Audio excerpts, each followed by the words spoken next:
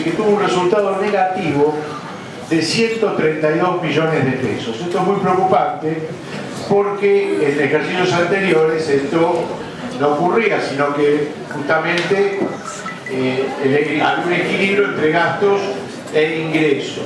Pero este ejercicio tuvo un adicional, que es un aporte extra del Tesoro Provincial de 144 millones. Si nosotros no computáramos este aporte provincial, que creo que fue un salvataje de la provincia, del gobierno de Scioli hacia la municipalidad, el rojo hubiese sido muchísimo más importante.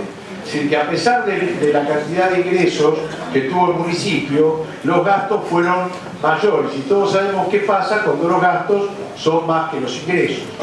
Entonces, me parece que hay que tener mucho cuidado en este manejo. Yo creo que, y otra parte, quiero agradecer, sinceramente, a nosotros nos han dado todas las informaciones que hemos pedido, inclusive licitaciones de años anteriores, pero que impactaron este año. Y el secretario de Hacienda nos ha dado todas las respuestas. Sinceramente, quisiéramos esto reconocerlo y también pedir que otros secretarios se acerquen al Consejo a también dialogar e intercambiar ideas con los concejales, porque el rol nuestro es el rol de oposición, y controlando al Ejecutivo seguramente el gobierno va a ser mejor. Un gobierno sin control no es un gobierno bueno.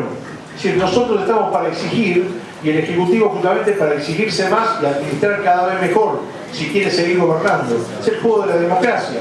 Esto es lo que tenemos que respetar. No podemos negarle a ningún concejal que exprese libremente su decisión frente a un tema de tanta envergadura. Así que bueno, yo creo que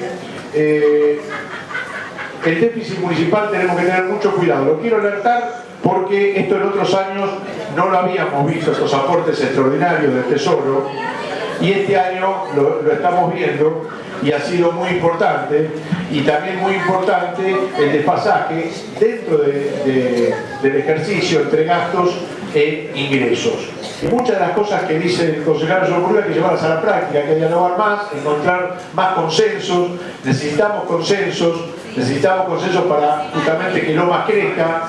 A Lomas en el 2015 la habían castigado del orden nacional, no se le giró todo el dinero que se tenía que haber girado para hacer las obras, más de 800 millones de pesos tenía que haberse girado.